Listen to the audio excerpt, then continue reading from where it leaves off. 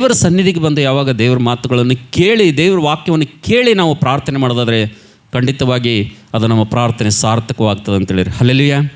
ಇಲ್ಲ ಅಂತಂದರೆ ನನ್ನ ಪ್ರೀತಿ ದೇವರ ಮಕ್ಕಳೇ, ಲೋಕದಲ್ಲಿ ನಾವು ನೋಡ್ತಾ ಇದ್ದೇವೆ ಅನೇಕ ರೀತಿಯಿಂದ ಇವತ್ತು ಸೈತಾನನು ನಾವು ನೋಡ್ತೇವೆ ವಿಶ್ವಾಸಿ ಮಕ್ಕಳನ್ನು ವಂಚಿಸಿ ಸಭೆಯಿಂದ ಸಹವಾಸದಿಂದ ಆತನು ದೂರ ಮಾಡಿ, ಪ್ರಾರ್ಥನೆಯಿಂದ ಆತನು ದೂರ ಮಾಡಿ, ಇವತ್ತು ಅನೇಕರಿಗೆ ಮನೆಯಲ್ಲಿ ಟಿವಿಗೆ ಆತನು ಸೀಮಿತ ಮಾಡಿಟ್ಟಿದ್ದಾನೆ ಅಂತೇಳಿರಿ. ಹಲ್ಲೆಲೂಯಾ.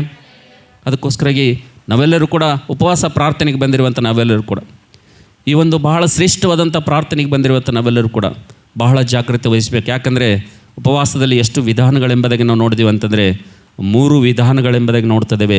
ಉಪವಾಸದಲ್ಲಿ 3 ಭಾಳ ಪ್ರಾಮುಖ್ಯವಾದಂಥವುಗಳನ್ನು ನೋಡ್ತೇವೆ. ಮೊಟ್ಟ ಮೊದಲನೇದು ಯಾವುದ್ರಿ ಉಪವಾಸದಲ್ಲಿ? ಮೊದಲನೇದು ಯಾವುದು? ದೇವರಿಗೆ ಇಷ್ಟಕರವಾದಂಥ ಉಪವಾಸನೆ. ಎರಡನೇದು ಯಾವುದು? ವೈಯಕ್ತಿಕವಾದಂಥ ಉಪವಾಸದ ಪ್ರಾರ್ಥನೆ. ಮತ್ತು ಮೂರನೇದು ಯಾವುದು? ಸಭೆಯಾಗಿ ನಾವು ಸಂಘವಾಗಿ ನಾವು ಕೂಡಿ ಮಾಡುವಂಥ ಉಪವಾಸದ ಪ್ರಾರ್ಥನೆ ಎಂಬುದಾಗಿ ನೋಡ್ತೀವಿ ಅಂತೇಳಿರಿ. ಹಲ್ಲೆಲೂಯಾ.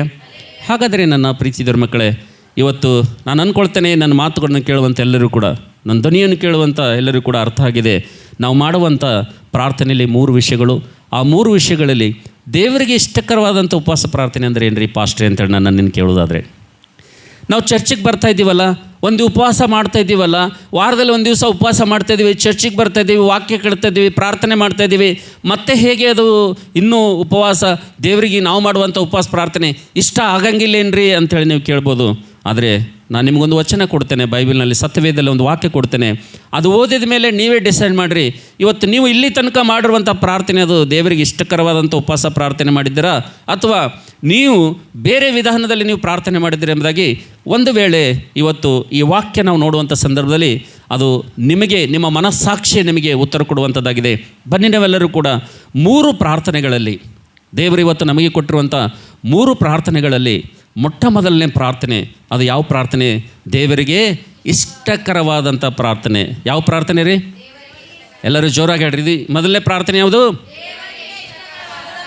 ದೇವರಿಗೆ ಇನ್ನೊಂದು ಸಲ ಹೇಳ್ರಿ, ಯಾರ ಪ್ರಾರ್ಥನೆ ಇದು?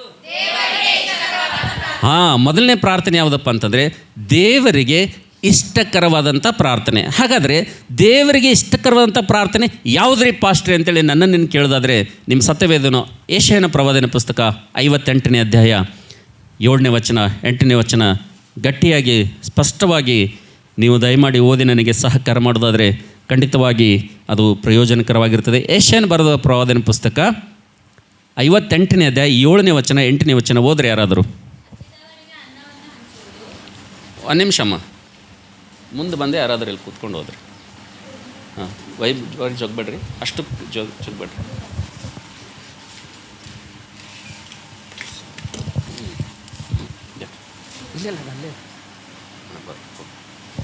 ಓದಮ್ಮ.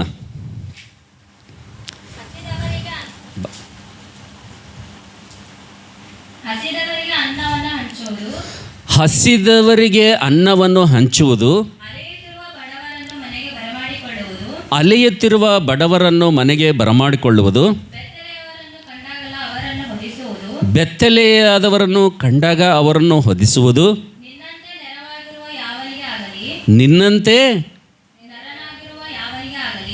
ನರನಾಗಿರುವ ಯಾವನಿಗೆ ಆಗಲಿ ಮುಖ ತಪ್ಪಿಸಿಕೊಳ್ಳದೇ ಇರುವುದು, ಇವುಗಳು ನನಗೆ ಇಷ್ಟವಾದ. ಹಲ್ಲೆಲೂಯಾ. ಎಲ್ಲರೂ ನನ್ನ ಕಡೆಗೆ ನೋಡ್ರಿ. ನಾವು ನೋಡ್ತೇವೆ ನನ್ನ ಪ್ರೀತಿಯ ದೇವಜನರೇ, ನನ್ನ ಪ್ರೀತಿಯ ದೇವರ ಮಕ್ಕಳೇ, ಇವತ್ತು ಉಪವಾಸದಲ್ಲಿ 3 ವಿಧಾನಗಳೆಂಬುದಾಗಿ ನಾವು ನೋಡಿದ್ದೇವೆ. ಆ 3 ವಿಧಾನಗಳಲ್ಲಿ ದೇವರಿಗೆ ಇಷ್ಟವಾಗುವಂಥ ಉಪವಾಸ ಯಾವುದು, ದೇವರು ಇಷ್ಟಪಡುವಂಥ ಉಪವಾಸ ಪ್ರಾರ್ಥನೆ ಯಾವುದು ಎಂಬುದಾಗಿ ನೋಡುವಂಥ ಸಂದರ್ಭದಲ್ಲಿ ದೇವರು ಇವತ್ತು ನಮಗೆ ಹೇಳ್ತಾ ಇದ್ದೇನೆ. ಯೆಶಾಯನ ಪ್ರವಾದನೆ ಪುಸ್ತಕ 58ನೇ ಅಧ್ಯಾಯ 7ನೇ ವಚನ 8ನೇ ವಚನದಲ್ಲಿ ದೇವರು ಇಷ್ಟಪಡುವಂಥ ಉಪವಾಸ ಪ್ರಾರ್ಥನೆ ಯಾವುದು ಎಂಬುದಾಗಿ ನೋಡುವಂಥ ಸಂದರ್ಭದಲ್ಲಿ ನೀನು ಯಾವಾಗ ನೀನು ದಿಕ್ಕಿಲ್ಲದವರನ್ನು ನಿನ್ನನ್ನು ಪರಾಂಬರಿಸ್ತೀಯೋ, ಯಾವಾಗ ಅನಾಥರನ್ನು ದಿಕ್ಕಿಲ್ಲದವರನ್ನು ನೀನು ಯಾವಾಗ ಅವರಿಗೆ ಹಸಿದವರಿಗೆ ಕೊರತೆಯಲ್ಲಿದ್ದಂಥವ್ರಿಗೆ ನಿನ್ನಲ್ಲಿರುವಂಥ ಆಹಾರವನ್ನು ನೀನು ಯಾವಾಗ ಹಂಚಿ ತಿಂತೀಯೋ, ಅಷ್ಟು ಮಾತ್ರವಲ್ಲದೆ ಎಷ್ಟೋ ಜನ ನಿನ್ನ ಕಣ್ಣೆದುರುಗಳಿಗೆ ಉಟ್ಕೊಂಡಿರುವಂಥ ಸೀರೆನೇ ಉಟ್ಕೊಳ್ತಿರ್ತಾರ, ಉಟ್ಕೊಂಡಿರುವಂಥ ಪ್ಯಾಂಟನ್ನೇ ಉಟ್ಕೊಳ್ತಿರ್ತಾರ. ಎಷ್ಟೋ ಜನರಿಗೆ ನಾವು ನೋಡ್ತೇವೆ ಧರಿಸಲಿಕ್ಕೆ ಸರಿಯಾದಂಥ ವಸ್ತ್ರ ಇರೋಂಗಿಲ್ಲ. ಅಂಥವ್ರಿಗೆ ನಿನ್ನ ಕೈಲಾದಂಥಷ್ಟು ಸಮಯದಲ್ಲಿ ನೀನು ಅವ್ರಿಗೆ ಒಂದು ವೇಳೆ ವಸ್ತ್ರವನ್ನು ನೀನು ಕೊಟ್ಟೆಪ್ಪ ಅಂತಂದರೆ, ನಿನಗಿರುವಂಥದ್ರಲ್ಲಿ ನೀನು ಹಸಿದವರಿಗೆ ಒಂದು ವೇಳೆ ನೀನು ಅನ್ನವನ್ನು ಕೊಟ್ಟೆಪ್ಪ ಅಂತಂದರೆ, ನಿನಗಿರುವಂಥದ್ರಲ್ಲಿ ನಿನ್ನ ಒಂದು ಸ್ತೋಭತೆಗೆ ತಕ್ಕ ಹಾಗೆ, ನಿನ್ನ ಸ್ಥಿತಿಗೆ ತಕ್ಕ ಹಾಗೆ ಯಾರಿಗಾದರೂ ವಸ್ತ್ರ ಇಲ್ಲದವರಿಗೆ ನೀನು ಒಂದು ವೇಳೆ ವಸ್ತ್ರ ಒಂದು ವೇಳೆ ನೀನು ಕೊಡಿಸ್ದಪ್ಪ ಅಂತಂದರೆ, ಅಷ್ಟು ಮಾತ್ರವಲ್ಲದೆ ನಿನ್ನಂತೆ ನರನಾಗಿರುವಂಥ ಯಾರಿಗೂ ಕೂಡ, ಅಂದರೆ ಬೈಬಲಲ್ಲಿ ಏನಿದೆ ಅಂತಂದರೆ, ನಿನ್ನಂತೆ ನರನಾಗಿರುವ ಯಾರೇ ಆಗಲಿ ಅಂದರೆ ನಿನ್ನ ರಕ್ತ ಸಂಬಂಧಿಕರು, ನಿನಗೆ ಪರಿಚಯ ಇದ್ದಂಥವ್ರು, ನಿನಗೆ ನಿನ್ನ ರಕ್ತ ಸಂಬಂಧಿಕರು, ನಿನ್ನಲ್ಲಿ ಯಾರಾದರೂ ನಿನಗಿಂತಲೂ ಕೆಳಮಟ್ಟದಲ್ಲಿ, ನಿನಗಿಂತಲೂ ಶೋಚನೀಯ ಸ್ಥಿತಿಯಲ್ಲಿ, ನಿನಗಿಂತಲೂ ಕೆಟ್ಟ ಪರಿಸ್ಥಿತಿಯಲ್ಲಿ ಅವರು ಭಾಳ ತುಂಬ ಕಷ್ಟಪಡ್ತಾಯಿದ್ದಾರೆ, ಭಾಳ ಸ್ಟ್ರಗಲ್ ಆಗ್ತಾಯಿದ್ದಾರೆ, ಅವರು ತುಂಬ ಬಲಹೀನರಾಗಿದ್ದರೆ, ಬಡವರಾಗಿದ್ದರೆ, ತಿನ್ನುವುದಕ್ಕೆ ಕೂಡ ಅವ್ರಿಗೆ ಏನು ಗತಿ ಇಲ್ಲ ಎಂಬುದಾಗಿ ನಿನಗೆ ನಿನ್ನ ಸಂಬಂಧಿಕರಲ್ಲಿ ಯಾರಾದರೂ ನಿನ್ನ ಕಣ್ಣಿಗೆ, ನಿನ್ನ ದೃಷ್ಟಿಗೆ, ನಿನ್ನ ಜ್ಞಾನಕ್ಕೆ ಯಾರಾದರೂ ಇದ್ರಪ್ಪ ಅಂತಂದರೆ ಅವ್ರ ವಿಷಯದಲ್ಲಿ ನೀನೇನು ಮಾಡಬೇಕಪ್ಪ ಅಂತಂದರೆ ಸ್ವಲ್ಪ ಜಾಗ್ರತೆ ವಹಿಸಿ ನಿನ್ನ ಕೈಲಾದಷ್ಟು ಏನು ಮಾಡ್ಬೇಕಂದ್ರೆ ನೀನು ಸಹಾಯ ಮಾಡ್ಬೇಕಂತೇಳಿರಿ. ಹಲ್ಲೆಲೂಯಾ.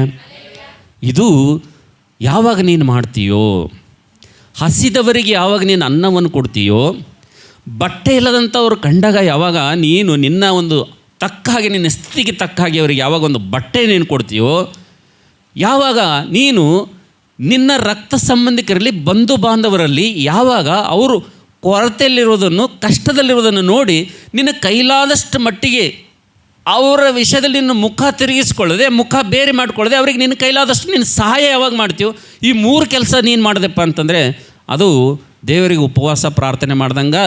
ನೀ ಏನು ಅನ್ನ ಬಿಡೋದು ಬೇಕಾಗಿಲ್ಲ, ನೀನು ನೀರು ಬಿಡೋದು ಬೇಕಾಗಿಲ್ಲ, ನೀನು ಹೊಟ್ಟೆ ಸುಡೋದು ಬೇಕಾಗಿಲ್ಲ, ನೀ ಮಾರಿಯನ್ನು ಜೊಂಡು ಹಾಕೊಂಡು ಕೊಡೋದು ಬೇಕಾಗಿಲ್ಲ, ಇದು ಯಾವುದು ಮಾಡೋದು ಬೇಕಾಗಿಲ್ಲ. ಆದರೆ ಈ 3 ಕೆಲಸಗಳು ನೀನು ಮಾಡಿದೆಪ್ಪ ಅಂತಾರೆ ದೇವರ ದೃಷ್ಟಿಯಲ್ಲಿ ಏನು ಮಾಡ್ದಂಗಂತ ನೀನು ಉಪವಾಸ ಪ್ರಾರ್ಥನೆ ಮಾಡ್ದಂಗೆ. ಇದು ಯಾರಿಗಿಷ್ಟ ಅಂತಾರೆ? ಇದು ದೇವರಿಗೆ ಇಷ್ಟ ಎಂಬುದಾಗಿ ನಾವು ದೇವ್ರ ವಾಕ್ಯದಲ್ಲಿ ನೋಡ್ತೀವಿ ಅಂತೇಳಿ. ಹಲ್ಲೆಲೂಯಾ.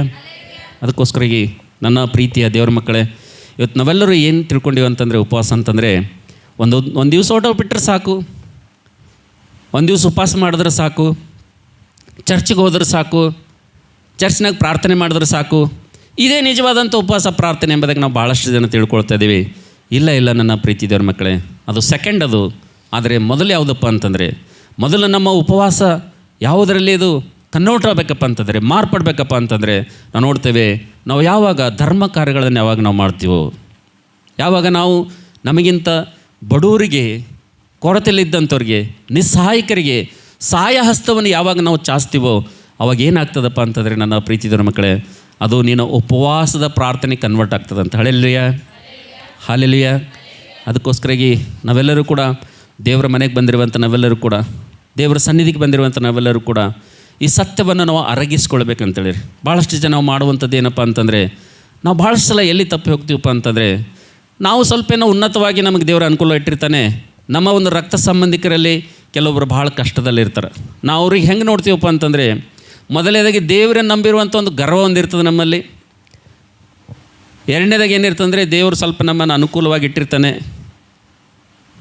ಮೂರನೇದಾಗಿ ಏನಪ್ಪ ಅಂತಂದರೆ, ಅವ್ರನ್ನ ಏನು ಮಾಡ್ತೀವಿ ಅಂದರೆ ನಾವು ಭಾಳ ಕೆಳದಷ್ಟಿಂದ ನಾವು ನೋಡ್ತೀವಿ ಅಂತೇಳಿರಿ.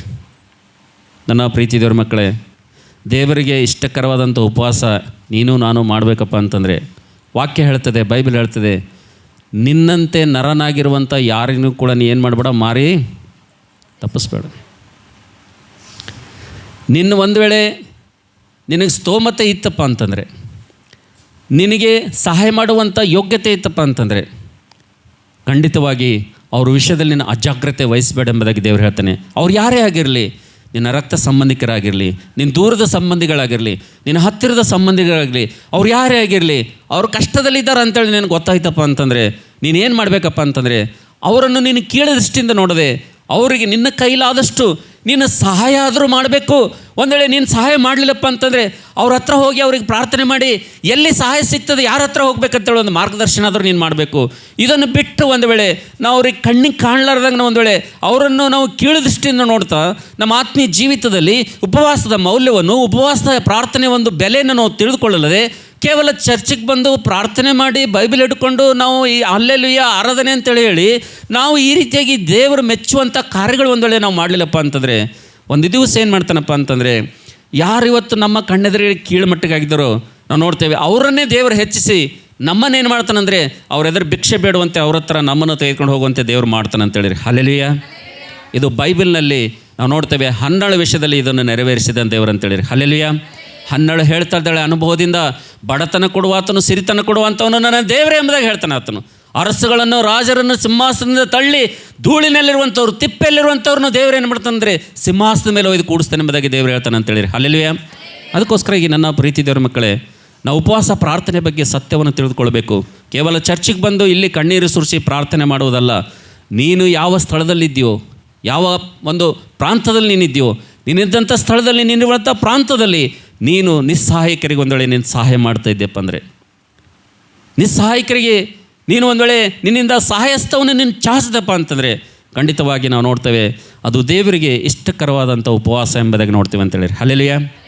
ನನ್ನ ಪ್ರೀತಿದವ್ರ ಮಕ್ಕಳೇ, ನನ್ನ ಜೀವಿತದಲ್ಲಿ ಇಲ್ಲಿ ನಿಂತ್ಕೊಂಡು ಈ ಮಾತನ್ನು ನಾನು ಹೇಳ್ತಾ ಇದ್ದೀನಪ್ಪ ಅಂತಂದರೆ, ನಾನು ನನ್ನ ಜೀವಿತದಲ್ಲಿ ಯಾರಿಗೂ ಕೂಡ ನಾನು ಹಳೆ ಬಟ್ಟೆ ಇನ್ನೂ ತನಕ ನಾನು ಕೊಟ್ಟಿಲ್ಲ ರೀ.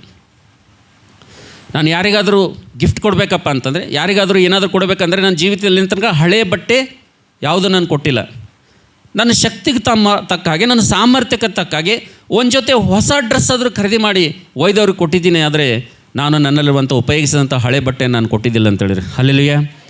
ನನ್ನ ಪ್ರೀತಿ ದೇವ್ರ ಮಕ್ಕಳೇ, ಕ್ರೈಸ್ತರಾಗಿರುವಂಥ ನಾವು, ದೇವ್ರ ಮಕ್ಕಳಾಗಿರುವಂಥ ನಾವು ಇವತ್ತು ದೇವರು ನಮ್ಮ ಪ್ರಾರ್ಥನೆಯನ್ನು ಕೇಳಬೇಕಪ್ಪ ಅಂತಂದರೆ, ಈ ಉಪವಾಸ ಪ್ರಾರ್ಥನೆಯಲ್ಲಿ ನಾವು ಇಡುವಂಥ ಕಣ್ಣೀರಿನ ಮೊರೆಗಳು ಆತನ ಸನ್ನಿಧಿಗೆ ಹೋಗಿ ಮುಟ್ಟಬೇಕಪ್ಪ ಅಂತಂದರೆ ಮೊಟ್ಟ ಮೊದಲನೇದಾಗಿ ನಾವು ಮಾಡಬೇಕಾಗಿರುವಂಥ ಪ್ರಾರ್ಥನೆಯಪ್ಪ ಅಂತಂದರೆ ನಾವು ದೇವರು ಇಷ್ಟಪಡುವಂಥ ಪ್ರಾರ್ಥನೆ ಎಂಬುದಾಗಿ ನೋಡ್ತೀವಿ ಅಂತೇಳಿ. ಹಲ್ಲೆಲೂಯಾ. ಅದು ಯಾವುದು ದೇವರಿಗೆ ಇಷ್ಟಕರವಾದಂಥ ಉಪವಾಸ ಪ್ರಾರ್ಥನೆ ಅಂತಂದರೆ, ನಿನ್ನಂತೆ ನರನಾಗಿರುವಂಥ ಯಾರಿಗೂ ಕೂಡ ನೀನೇನು ಮಾಡಬಾರ್ದು, ಏನು ಮಾಡಬಾರ್ದು, ಮುಖ ತಪ್ಪಿಸಬಾರ್ದು, ಮುಖ ತಪ್ಪಿಸಿ ತಿರುಗಬಾರ್ದು. ಕೊಡು, ಸಹಾಯ ಮಾಡು, ದೇವ್ರ ನಾಮದಲ್ಲಿ ಕೊಡು. ಖಂಡಿತವಾಗಿ ದೇವ್ರು ಏನು ಮಾಡ್ತಾನೆ ಅಂದರೆ ಅದನ್ನು ಕಟ್ಟಿ ನಿನಗೆ ಆತನ ಕೊಡ್ತಾನೆ ಅಂತೇಳಿ. ಹಲ್ಲೆಲೂಯಾ. ನಿನ್ನಲ್ಲಿ ಕೊಡೋಕ್ಕೇನಿಲ್ಲಪ್ಪ ಅಂತಂದ್ರೆ ಅವ್ರ ಸ್ಥಿತಿ ನಿನಗೆ ಗೊತ್ತಾಗಿತ್ತಪ್ಪ ಅಂತಂದರೆ ಸಹಾಯ ಎಲ್ಲಿ ಸಿಗ್ತದೆ, ಯಾರ ಹತ್ರ ಸಿಗ್ತದೆ, ಅವ್ರಿಗೊಂದು ಮಾರ್ಗದರ್ಶನ ಆದರೂ ನಾವು ಮಾಡಬೇಕಂತೇಳಿರಿ. ಹಲ್ಲೆಲೂಯಾ. ಹಲ್ಲೆಲೂಯಾ. ಇದು ದೇವರಿಗೆ ಇಷ್ಟಕರವಾದಂಥ ಮೊದಲನೇ ಉಪವಾಸದ ಪ್ರಾರ್ಥನೆ. ಹಲ್ಲೆಲೂಯಾ. ಹಲ್ಲೆಲೂಯಾ. ಸೊ ಎರಡನೇದಾಗಿ ನಾವು ನೋಡ್ತೇವೆ, ಈ ದೇವರಿಗೆ ಇಷ್ಟಕರವಾದಂಥ ಉಪವಾಸ ಪ್ರಾರ್ಥನೆಯಲ್ಲಿ ಎರಡನೇ ಭಾಗ ಯಾವುದಪ್ಪ ಅಂತಂದರೆ ನಾವು ನೋಡ್ತೇವೆ. ನನ್ನ ಪ್ರೀತಿಯಿದ್ರ ಮಕ್ಕಳೇ, ಈ ಉಪವಾಸ ಪ್ರಾರ್ಥನೆ ಸಾರ್ಥಕ ಆಗಬೇಕಪ್ಪ ಅಂತಂದರೆ, ಈ ಉಪವಾಸ ಪ್ರಾರ್ಥನೆಯ ಜೀವಿತದಲ್ಲಿ ಪ್ರಯೋಜನವನ್ನು ತರಬೇಕಪ್ಪ ಅಂತಂದರೆ, ಈ ಉಪವಾಸ ಪ್ರಾರ್ಥನೆಯ ಜೀವಿತದಲ್ಲಿ ಫಲವನ್ನು ತರಬೇಕಪ್ಪ ಅಂತಂದರೆ ನಾವು ನೋಡ್ತೇವೆ ಉಪವಾಸ ಪ್ರಾರ್ಥನೆಯಲ್ಲಿ ಎರಡನೇ ಭಾಗ ಯಾವುದಪ್ಪ ಅಂತಂದರೆ ನಾವು ನೋಡ್ತೇವೆ. ನನ್ನ ಪ್ರೀತಿಯಿದ್ರ ಮಕ್ಕಳೇ, ಇದರಲ್ಲಿ ಉಪವಾಸ ಪ್ರಾರ್ಥನೆಯಲ್ಲಿ ದೇವರಿಗೆ ಮಾಡುವಂಥ ಸೇವೆ ಮತ್ತು ದೇವರ ಸೇವೆ ಎರಡೂ ಇದೆ ಎಂಬುದಾಗಿ ಇದರಲ್ಲಿ ನಾವು ನೋಡ್ತೇವೆ ಅಂತೇಳಿರಿ. ಹಲ್ಲೆಲೂಯಾ. ಈ ಉಪವಾಸ ಪ್ರಾರ್ಥನೆಯಲ್ಲಿ ಎರಡನೇ ಭಾಗ ಯಾವುದಪ್ಪ ಅಂತಂದರೆ ದೇವರಿಗೆ ಮಾಡುವಂಥ ಸೇವೆ ಮತ್ತು ದೇವರ ಸೇವೆ. ಎರಡಕ್ಕೂ ವ್ಯತ್ಯಾಸ ಗೊತ್ತಾಗ್ಲತ್ತದ ರೀ? ಎರಡಕ್ಕೂ ವ್ಯತ್ಯಾಸ ಗೊತ್ತಾಗ್ಲತ್ತದ. ದೇವರ ಸೇವೆ ಇನ್ನೊಂದು ಯಾವ್ದ್ರಿ? ದೇವರಿಗೆ ಮಾಡುವಂಥ ಸೇವೆ. ದೇವರ ಸೇವೆ ಬೇರೆ, ದೇವರಿಗಾಗಿ ಮಾಡುವಂಥ ಸೇವೆ. ನನ್ನ ಭಾಷೆ ಅರ್ಥ ಆಗ್ಲತ್ತದ ರೀ? ನನ್ನ ಪಾಯಿಂಟ್ ಏನದ ಕ್ಲಿಯರ್ ಅರ್ಥ ಆಗ್ಲತ್ತದ? ಉಪವಾಸ ಪ್ರಾರ್ಥನೆಯಲ್ಲಿ ಎರಡನೇ ಭಾಗ ಏನಪ್ಪ ಅಂತಂದರೆ, ಈ ಧರ್ಮ ಕಾರ್ಯಗಳಲ್ಲಿ ನಾವು ನೋಡ್ತೀವಿ, ಈ ಒಂದು ನೀತಿ ಕಾರ್ಯಗಳಲ್ಲಿ ನಮಗೆ ಆಶೀರ್ವಾದವನ್ನು ತರುವಂಥ ಇವು ದೇವರಿಗೆ ಇಷ್ಟಕರವಂಥ ಉಪವಾಸ ಪ್ರಾರ್ಥನೆಯಲ್ಲಿ ಎರಡನೇ ಭಾಗ ಯಾವುದಪ್ಪ ಅಂತಂದರೆ, ಒಂದು ದೇವರ ಸೇವೆ, ಒಂದು ದೇವರಿಗೆ ಮಾಡುವಂಥ, ಒಂದು ಇನ್ನೊಂದು ಒಂದು ದೇವರ ಸೇವೆ, ಇನ್ನೊಂದು ದೇವರಿಗಾಗಿ ಮಾಡುವಂಥ ಸೇವೆ. ನಾವು ನೋಡ್ತೇವೆ ದೇವರಿಗಾಗಿ ಮಾಡುವಂಥ ಸೇವೆ, ಒಂದು ದೇವರ ಸೇವೆ. ದೇವರಿಗಾಗಿ ಮಾಡುವಂಥ ಸೇವೆ ಯಾವುದು? ದೇವರ ಸೇವೆ ಯಾವುದು? ಈ ಉಪವಾಸ ಪ್ರಾರ್ಥನೆಯಲ್ಲಿ ಎರಡನೇ ಭಾಗ ಅಂತೇಳಿ. ಧಾರ್ಮಿಕ ಕಾರ್ಯಗಳಲ್ಲಿ ನಾವು ನೋಡ್ತೇವೆ, ನಮ್ಮ ನೀತಿ ಕಾರ್ಯಗಳಲ್ಲಿ ನಾವು ನೋಡ್ತೇವೆ, ಧರ್ಮ ಕಾರ್ಯಗಳಲ್ಲಿ ನಾವು ನೋಡ್ತೇವೆ. ನನ್ನ ಪ್ರೀತಿದವ್ರ ಮಕ್ಕಳೇ, ಈ ದೇವರ ಒಂದು ಕಾರ್ಯಗಳು ಯಾವುವು? ದೇವರ ಕಾರ್ಯಗಳು ಯಾರಪ್ಪ ಅಂತಂದರೆ ಬೈಬಲ್ನಲ್ಲಿ ದೇವರ ಸೇವೆ, ದೇವ್ರ ಕೆಲಸ ಮಾಡಿದಂಥವ್ರು ಭಾಳಷ್ಟು ಜನ ಇದ್ದಾರೆ. ಉದಾಹರಣೆಗೆ ನಾವು ನೋಡ್ತೇವೆ, ದೇವರ ಸೇವೆ ಧಾರ್ಮಿಕವಾಗಿ ದೇವರ ದೃಷ್ಟಿಯಲ್ಲಿ ಎಣಿಸಲ್ಪಟ್ಟಂಥ ದೇವರ ಸೇವೆ ಯಾರು ಮಾಡಿದ್ದಾರೆ ಅಂದರೆ ಅಪೊಸ್ತಲ ಕೃತ್ಯಗಳು 10ನೇ ಅಧ್ಯಾಯದಲ್ಲಿ ಕೊರ್ನೇಲನ ಮಾಡಿದ್ದಾನೆ ಅಂತೇಳಿರಿ. ಅಲ್ಲೆಲ್ಲೂಯಾ. ಯಾರು ಮಾಡ್ಯಾರಿ? ಬೈಬಲ್ನಲ್ಲಿ ಯಾರು ಮಾಡಿದ್ದಾರೆ? ದೇವರ ಸೇವೆ ಯಾರು ಮಾಡ್ಯಾರಿ? ಕೊರ್ನೇಲನ. ಕೊರ್ನೇಲ ವಿಷಯದಲ್ಲಿ ಏನು ಹೇಳ್ತಂದರೆ ದೇವರ ಸೇವೆ ಹೆಂಗೆ ಮಾಡ್ದನಂತ, ಆತನು ದೇವರಿಗೆ ಇಷ್ಟಕರವಾದಂಥ ಪ್ರಾರ್ಥನೆ ಹೆಂಗೈತಂತ, ಆತನ ಪ್ರಾರ್ಥನೆ ಧೂಪ ಯಾವ ರೀತಿಗೆ ದೇವರ ಸನ್ನಿಧಿಗೆ ಏರು ಹೋಯ್ತಂತ, ಆತನು ಮಾಡಿರುವಂಥ ಸೇವೆ, ಆತನು ಮಾಡಿರುವಂಥ ದೇವರ ಸೇವೆ ಅದು ಮೇಲೆ ಏರು ಹೋಗಿ ಆತನಿಗೆ ದೇವದೂತನೇ ತೆಗೆದುಕೊಂಡು ಉತ್ತರ ತೆಗೆದುಕೊಂಡು ಬಂದನಂತ. ದೇವರ ಸೇವೆ ಆತನಿಗೆ ಹೆಂಗೆ ಮಾಡ್ದನಂತ್ರಿ, ಆತನು ವಿಷಯದಲ್ಲಿ ನಾವು ನೋಡ್ತೇವೆ, ಆತನು ಬಹಳವಾಗಿ ದಾನ ಧರ್ಮಗಳನ್ನು ಮಾಡುವಂಥವನಾಗಿದ್ದನೆಂಬುದಾಗಿ ದೇವರು ವಾಕ್ಯದಲ್ಲಿ ನೋಡ್ತೀವಿ ಅಂತೇಳಿರಿ. ಹಲ್ಲೆಲೂಯಾ. ಕೊರ್ನೇಲನ್ ಏನು ಮಾಡ್ತಾ ಇದ್ದಾನಂತ್ರಿ?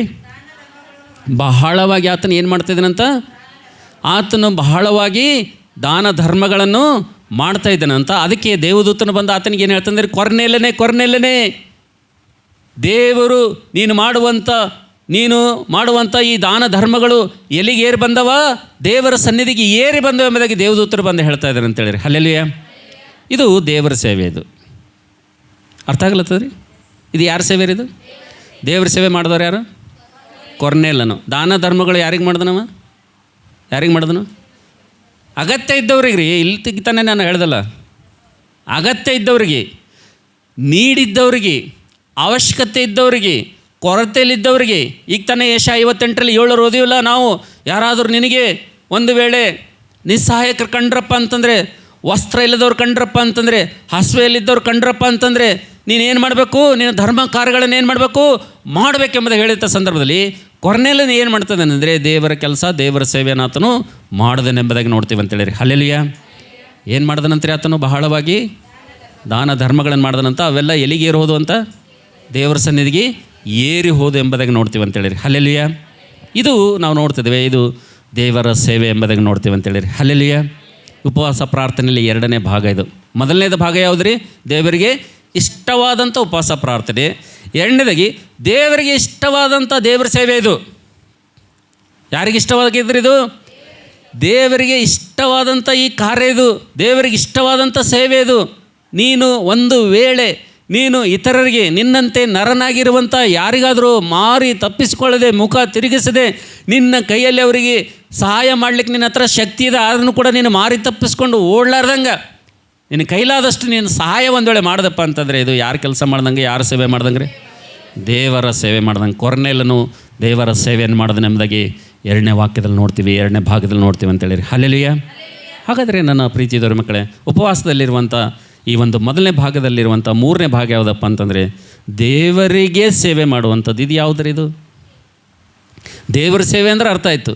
ನಾವು ಕೊರತೆಯಲ್ಲಿದ್ದವರಿಗೆ, ಇತರರಿಗೆ, ನಮ್ಮಂತೆ ಮನುಷ್ಯರಾದವರಿಗೆ, ನಮ್ಮ ಬಂಧು ಮಿತ್ರರಿಗೆ, ರಕ್ತ ಸಂಬಂಧಿಕರಿಗೆ, ಹತ್ತಿರ ಸಂಬಂಧಿಗಳಿಗೆ, ದೂರದ ಸಂಬಂಧಿಗಳಿಗೆ ಯಾವುದೇ ಕೊರತೆ ಇದ್ರೂ ಕೂಡ, ಯಾವುದೇ ಕಷ್ಟ ಇದ್ರೂ ಕೂಡ ಅವ್ರಿಗೆ ನಾವು ಸಹಾಯಸ್ತ ಚಾಚೋದು, ಅವ್ರಿಗೆ ಒಳ್ಳೇದು ಮಾಡೋದು, ನಮ್ಮಿಂದಿದ್ರಲ್ಲಿ ಅವ್ರಿಗೆ ಕೊಟ್ಬಿಡೋದು, ಇದೆಲ್ಲ ಇದು ಯಾರ ಕೆಲಸ? ಇದು ಯಾರ ಸೇವೆ? ಇದು ದೇವರ ಸೇವೆ. ಇದು ಹೌದಲ್ಲ? ಇದು ದೇವರಿಗೆ ಇಷ್ಟವಾದಂಥ ಉಪವಾಸ ಪ್ರಾರ್ಥನೆ. ಇದು ಮೊದಲನೇದು. 2ನೇದೇನಪ್ಪ ಅಂತಂದರೆ ದೇವರಿಗೆ ಸೇವೆ ಮಾಡೋದು. ಈಗ ದೇವ್ರ ಸೇವೆ ನೋಡಿ, ದೇವರಿಗೆ ಸೇವೆ ಮಾಡೋದು ಇದು ಯಾವುದು? ದೇವರ ಸೇವೆ ಬೇರೆ, ದೇವರಿಗಾಗಿ ಸೇವೆ ಮಾಡೋದು ಬೇರೆ. ಇಷ್ಟತನ ನಾವು ಕೇಳಿದ್ದು, ಆಲೋಚನೆ ಮಾಡಿದ್ದು, ಧ್ಯಾನ ಮಾಡಿದ್ದು ಯಾರ ಸೇವೆ? ಅದು ದೇವರ ಸೇವೆ. ಈಗ ದೇವರಿಗಾಗಿ ಮಾಡುವಂಥ ಸೇವೆ ಯಾವುದು? ದೇವರಿಗಾಗಿ ಮಾಡುವಂಥ ಸೇವೆ ಯಾವುದು? ನಾವು ನೋಡ್ತೇವೆ ಇದೇ ಬೈಬಲ್ನಲ್ಲಿ ದೇವರಿಗಾಗಿ ನೀನು ಮಾಡುವಂಥ ಸೇವೆ ಯಾವುದಪ್ಪ ಅಂತಂದರೆ, ನಮ್ಮಪ್ಪ ಯೇಸಪ್ಪ ಹೇಳಿದ್ದಾನೆ ಬೈಬಲ್ನಲ್ಲಿ, ಸತ್ಯವೇದದಲ್ಲಿ, ವಚನ ತಿರುಗಿಸಿದ್ರೆ ಟೈಮ್ ಆಗ್ತದೆ, ನಾನು ನಿಮಗೆ ಮುಂದೆ ಹೋಗ್ತೀನಿ ಸ್ಪೀಡಾಗಿ. ಯೇಸು ಸ್ವಾಮಿ ಏನು ಹೇಳಿದಾರಪ್ಪ ಅಂತಂದರೆ, ನೀನು ದೇವರಿಗಾಗಿ ನೀನು ಒಂದು ವೇಳೆ ಸೇವೆ ಮಾಡಬೇಕಪ್ಪ ಅಂತಂದರೆ, ಇಲ್ಲಿ ತನಕ ದೇವರ ಸೇವೆ ಭಾಳ ಮಾಡಿರ್ಬೇಕು ನೀನು. ಈಗ ದೇವರಿಗಾಗಿ ನೀನು ಒಂದು ವೇಳೆ ಸೇವೆ ಮಾಡಬೇಕಪ್ಪ ಅಂತಂದರೆ, ದೇವರಿಗಾಗಿ ಮಾಡುವಂಥ ಸೇವೆ ಹೆಂಗಿರ್ತದಪ್ಪ ಅಂತಂದರೆ, ನಾವು ನೋಡ್ತೇವೆ ಬೈಬಲಲ್ಲಿ ಯೇಸು ಸ್ವಾಮಿ ಏನು ಹೇಳಿದನಪ್ಪ ಅಂತಂದರೆ, ಈಗೋ ನಾನು ಹಸಿದವನಾಗಿದ್ದೆ, ನನಗೆ ನೀವು ಏನು ಮಾಡಿದಿರಿ? ಊಟಕ್ಕೆ ಕೊಟ್ಟಿದ್ದೀರಿ. ಈಗೋ ನಾನು ವಸ್ತ್ರವಿಲ್ಲದವನಾಗಿದ್ದೆ, ನನಗೇನು ಮಾಡಿದ್ದೀರಿ? ನೀವು ವಸ್ತ್ರವನ್ನು ಕೊಟ್ಟಿದ್ದೀರಿ. ಈಗೋ ನಾನು ಸೆರೆಮನೆಯಲ್ಲಿದ್ದೇನು, ನನ್ನನ್ನು ನೋಡೋದಕ್ಕಾಗಿ ನೀವೇನು ಮಾಡಿರಿ? ಬಂದಿರಿ. ಅಂತ ಯೇಸು ಸ್ವಾಮಿ ಕೆಲವೊಬ್ರಿಗೆ ಹೇಳತ್ತಾನಲ್ಲಿ. ದೇವರಿಗಾಗಿ ಸೇವೆ ಮಾಡಿದವ್ರಿಗೆ ಯೇಸು ಸ್ವಾಮಿ ಮಾತು ಹೇಳತ್ತಾನ. ದೇವರಿಗಾಗಿ, ದೇವ್ರ ಸೇವೆ ಅಲ್ಲ. ಯಾರ ಸೇವೆ ಇದು? ದೇವರಿಗಾಗಿ ಮಾಡಿರುವಂಥ ಸೇವೆ ವಿಷಯದಲ್ಲಿ ಯೇಸು ಸ್ವಾಮಿ ದೇವರಿಗಾಗಿ ಸೇವೆ ಮಾಡಿದವ್ರಿಗೆ ಮಾತು ಹೇಳ್ತಾನೆ. ನಾನು ಹಸಿದಿದ್ದೇನು, ನನಗೆ ನೀವು ಊಟ ಕೊಟ್ಟಿರಿ. ನಾನು ಬಟ್ಟೆ ಇಲ್ಲದೆ ವಸ್ತ್ರವಿಲ್ಲದೆ ಇದ್ದೇನು, ನನಗೇನು ಮಾಡಿದ್ರೆ ನೀವು ವಸ್ತ್ರವನ್ನು ಕೊಟ್ಟಿದ್ದೀರಿ. ನಾನು ಸೆರೆಮನೆಯಲ್ಲಿದ್ದೇನು, ನನಗೇನು ಮಾಡಿದ್ದೇನೆ, ಸೆರೆಮನೆಯಲ್ಲಿ ನನ್ನನ್ನು ನೋಡೋದಕ್ಕಾಗಿ ನೀವು ನನಗೆ ಬಂದಿದ್ದೀರಿ ಅಂಥೇಳಿ ದೇವರಿಗಾಗಿ ಸೇವೆ ಮಾಡಿದವ್ರಿಗೆ ದೇವ್ರು ಈ ಮಾತು ಹೇಳ್ತಾನೆ. ಒಂದು ಗುಂಪದಲ್ಲಿ ದೇವ್ರ ಸೇವೆನೂ ಮಾಡಿಲ್ಲ ಅವರು, ದೇವರಿಗಾಗಿ ಸೇವೆನೂ ಮಾಡಿಲ್ಲ. ಅವ್ರು ಏನು ಮಾಡ್ರಂದ್ರೆ ಬರೀ ದೆವ್ವಗಳು ಬಿಡಿಸ್ಕೊತ ಹೋಗ್ಯಾರ. ಅವರು ಏನು ಮಾಡ್ಯಾರ? ಏನು ಮಾಡ್ಯಾರ? ಅವರು ದೆವ್ವಗಳು ಬಿಡಿಸ್ಕೊತ ಹೋಗ್ಯಾರ, ಅದ್ಭುತಗಳು ಮಾಡ್ಕೊತ ಹೋಗ್ಯಾರ, ಚಮತ್ಕಾರ ನಂಬ್ಕೊತ ಹೋಗ್ಯಾರ. ಅವರು ಏನು ಕೇಳ್ತಾರಪ್ಪ ಅಂತಂದ್ರೆ, ಸ್ವಾಮಿ ನೀ ಯಾವಾಗ ಹಸಿದಿದ್ದಪ್ಪ?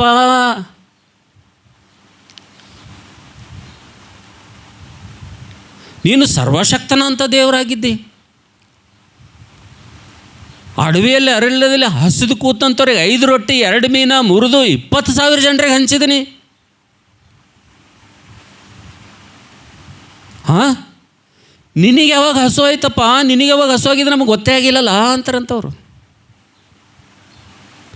ನೀನೇ 20,000ಗೆ ಊಟ ಕೊಟ್ಟಿದ್ದೆ, 5 ರೊಟ್ಟಿ 2 ಮೀನು. ನಿನಗೆ ಯಾವಾಗ ಹಸು ಆಯಿತು, ನಿನಗೆ ಯಾವಾಗ ಹಸಿವೆ ಆಯಿತು ನಮಗೆ ಗೊತ್ತೇ ಆಗಿಲ್ಲಲ್ಲ ಅಂತಾರಂಥವ್ರು. ಇನ್ನೊಂದು ಗುಂಪು ಅಂತದಂತ, ಸ್ವಾಮಿ ಮಹಿಮಾ ವಸ್ತ್ರಗಳಿಂದ ಭೂಷಿತನಾಗಿರುವಂಥ ದೇವ್ರು ನೀ ಇದ್ದೆಪ್ಪ. ನೀನು ವಸ್ತ್ರಗಳು ಹೆಂಗವ? ನೀನು ಮಹಿಮಾ ಪ್ರಭಾವಗಳಿಂದ ನೀನು ವಸ್ತ್ರಭೂಷಿತನಾಗಿದ್ದೆಪ್ಪ. ನೀನೀಗ ಬಟ್ಟೆ ಇಲ್ಲ ಅಂತಂದ್ರೆ ನಾವು ನೋಡಿಲ್ಲಪ್ಪ ಸ್ವಾಮಿ. ಯಾಕಂದರೆ ನೀನೇನಾಗಿದ್ದಿ? ಮಹಿಮಾ ವಸ್ತ್ರಗಳಿಂದ ಭೂಷಿತನಾಗಿರೋಂಥ ದೇವರಾಗಿದ್ದಿ. ನಿನಗೆ ಯಾವಾಗ ಬಟ್ಟೆ ಇರಲಾರ್ದಾಗ ನೀ ಇದ್ದೆಪ್ಪ ಅಂಥೇಳಿ ಅವರು ಆತನಿಗೆ ಕೇಳಿದ್ರಂತೆ. ಮೊದಲೇನು ಕೇಳಿದ್ರಂತ? 5 ರೊಟ್ಟಿ 2 ಮೀನು ಬೆಟ್ಟದ ಮೇಲೆ 20,000 ಜನರಿಗೆ ಊಟ ಕೊಟ್ಟಿದ್ದಲ್ಲಾರ್ದೆ ಯೇಸು ಸ್ವಾಮಿಗೆ ನಂಬಿ ರಕ್ಷಣೆ ಅಂದವ್ರಿಗೆ ಜೀವದ ರೊಟ್ಟಿ ಕೊಟ್ಟಿದ್ದಪ್ಪ ನೀ ಹಸಿವೆ ಅಲ್ಲಾರ್ದಂಗೆ. ನಿನಗೆ ಯಾವಾಗ ಹಸು ಆಯ್ತಂತ ಮೊದಲು ಕೇಳ್ತಾರಂತ. ಸೆಕೆಂಡ್ ಏನು ಕೇಳ್ತಾರಂತ? ಮಹಿಮಾ ವಸ್ತ್ರದಿಂದ ಭೂಷಿತನಾಗಿರುವಂಥ ನೀನು, ನಿನಗೆ ವಸ್ತ್ರ ಇಲ್ಲದ ನಾವಂತೂ ಅಸಾಧ್ಯವಾದಂಥ ಮಾತಿದು.